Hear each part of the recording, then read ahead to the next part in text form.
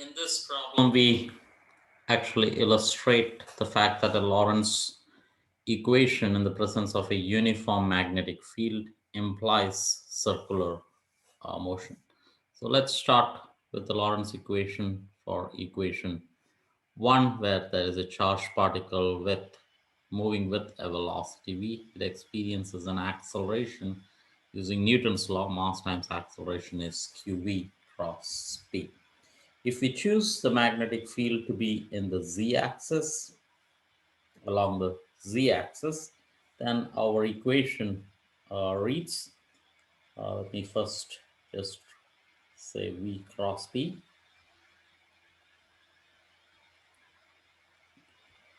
So let's write it in terms of I, j, and k. So that's vx, vy, vz. That's 0, 0. Here, take the determinant of this quantity. It's clear there is an I component which is negative.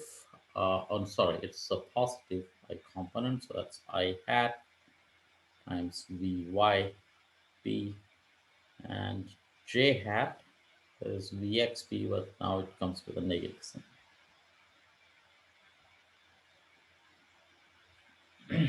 That's the only term that survives. K hat is 0, so this is 0 K.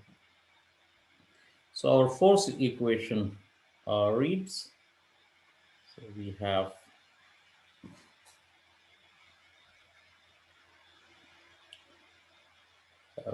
dvx by dt, the I hat direction, plus dvy with respect to time acceleration in the y direction, plus the acceleration in the z direction. It's a change in velocity over time. That's overall equal to the right hand side, where there is qb over m. So we take that common. So it's qb over m, and we have I hat times vy minus j hat times vx.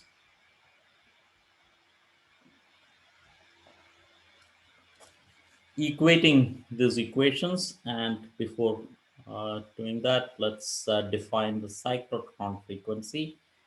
Let's say that's omega, that's equal to q. This is not omega, right? So that's m. So I divided it out by mass m. So that's actually m. So it's q over m times b. So our equations read derivative of velocity with respect to time, that's equal to omega times vy,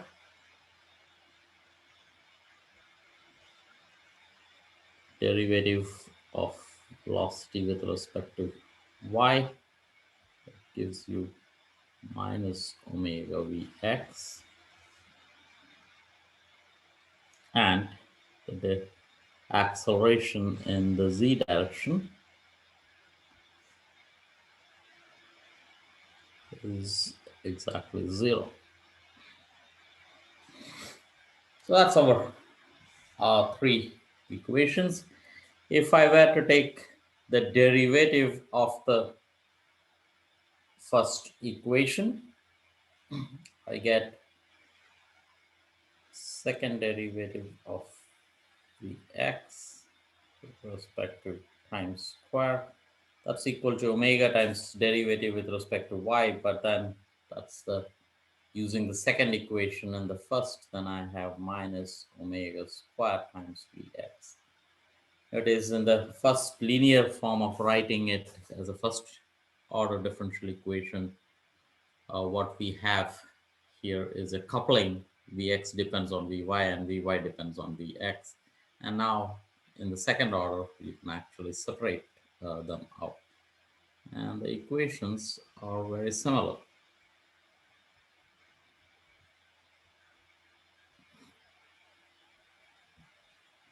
And the third equation, the acceleration being zero, immediately implies that Vz as a function of time is a constant.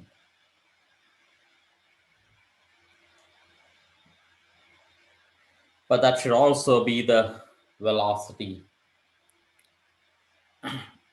at time t equal to zero.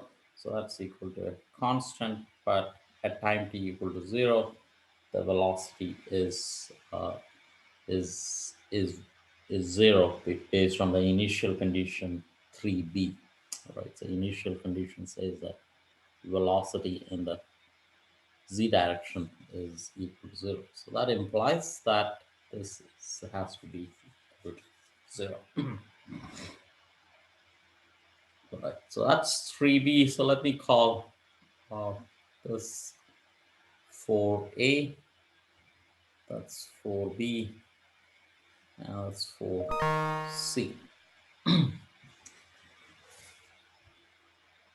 The solution to equation 4a, that's a harmonic oscillator differential equation. So I can say that's Vx as a function of time has to be either a cosine or a sine, because two derivatives of sine and cosine functions gives you back the function itself with a negative sign. So that allows us to write a,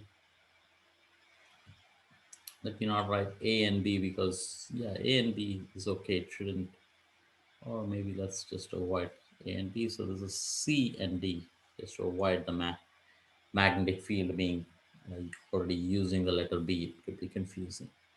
So that's cosine omega t plus d sine omega t. If I take the derivative with respect to x, I should get Vy. So using this equation here, we immediately get Vy as a function of t. I have to take the derivative of this expression and then divide it by omega. Derivative of cosine is minus sine omega t, and omega comes out, but it gets divided out. So it's minus c sine omega t plus d cosine omega t. That's your two velocities, and Vz, the function of time we already saw is zero. Let's use the initial condition. Let's write what is Vx as a function of time set t equal to 0. So that's c, because cosine omega t is 1 and sine omega t is 0. But that's given to be velocity as a function of time based on the initial condition 3b is exactly equal to 0. So that implies that c is equal to 0. Similarly, Vy as a function of time is known, so set time t equal to 0. That's given to be V0, and using our solution here, so that's 0 plus d. So we have d is equal to V naught. So based on this, now we have the solutions for the velocity completely. So Vx then as a function of time is equal to c is 0, d is V naught, so it's V naught sine omega t. Velocity in the y direction, similarly, c is 0, d is V naught, so it's V naught cosine omega t.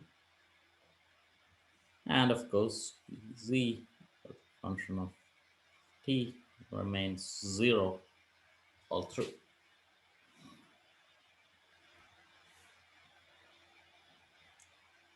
Oops.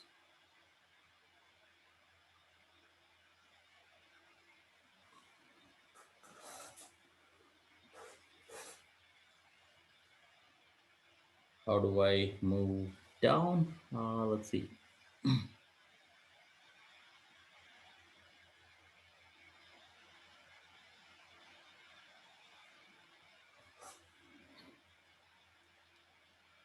So we have this as our position plates.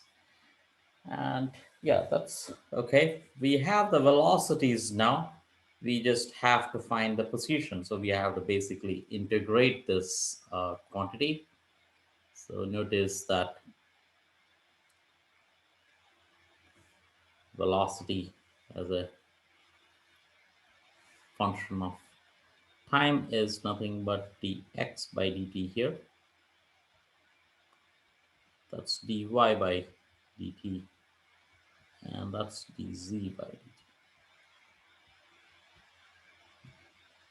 So if I want x as a function of time, I simply have to integrate this out, and I get x as a function of time. When I integrate this, sine omega t under integration gives you minus cosine omega t, and then we have to divide out by omega. So it's minus v naught over omega, and there is cosine omega t. And an integration constant comes with that, and let's say that's C1. Already used C here. Let me call it someone else, something, some other letter here. So let me call it alpha 1, alpha x.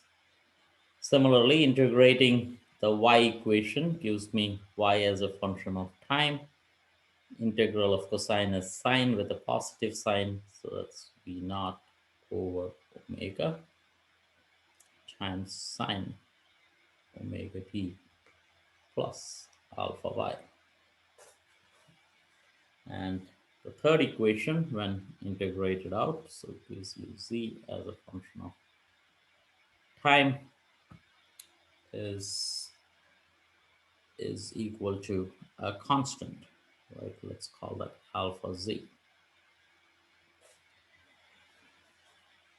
I know the initial conditions, what x at time t equal to 0 looks like. So let me set these to be 0. Basically at t equal to 0, what I have is, let me go ahead and write it here. I have x of 0 is equal to minus x of 0 is 0, first of all, using equation 3a, and using the solutions found here, that's also minus v naught over omega plus alpha x.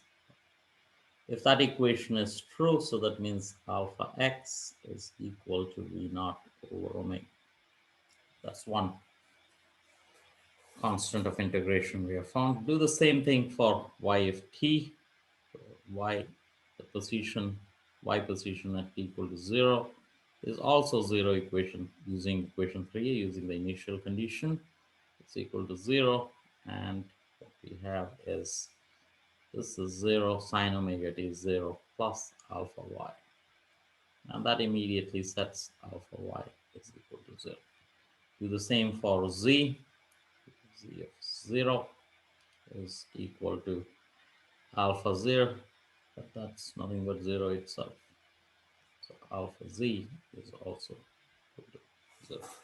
Together, substituting this down here, what we have is x. So the solution is x as a function of time is equal. Let me write this as xt minus v naught over omega is equal to minus v naught over omega times cosine omega t, and y as a function of time is equal to V naught over omega times sine omega t, and z remains 0 all through.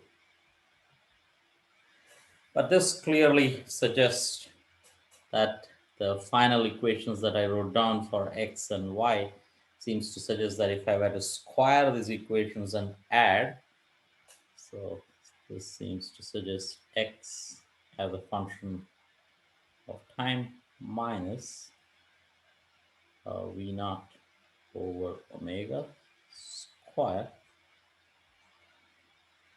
plus y as a function of time square is exactly equal to cosine square plus sine square is 1, and I obtain v over naught over omega square. That's an equation of a circle with center. So first of all, the radius is the right hand side quantity. So the radius of the circle is r, is v naught over omega, where omega itself is the cyclotron frequency given here. So that's m v naught over qb.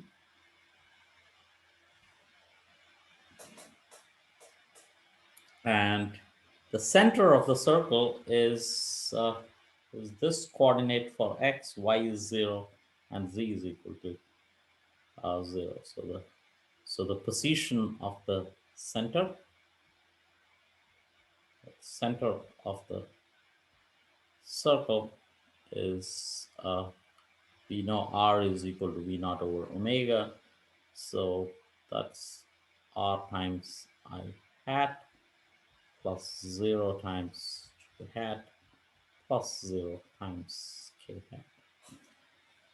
So what's happening is this is going in a circle. So if I were to draw this, this looks like this. That's your x and y plane, and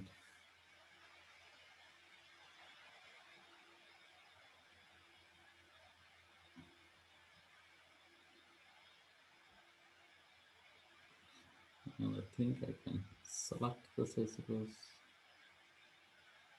and it looks like this. That's a circular motion that we have at time t equal to 0. It's the velocity is in this direction plus j hat, right? So that's your velocity tangent to this. The center of the circle is here. That's your r times I hat, and the distance, this itself is the distance r. Of course, this is a detailed derivation I did for you guys so that just you know that this is indeed a circle, and and you don't have to believe it without going through it. But as part of the homework, it is only the very first part, v cross b, and the first three equations on the right side. So it's 4a, 4b, 4c, which is just basically expanding the determinant.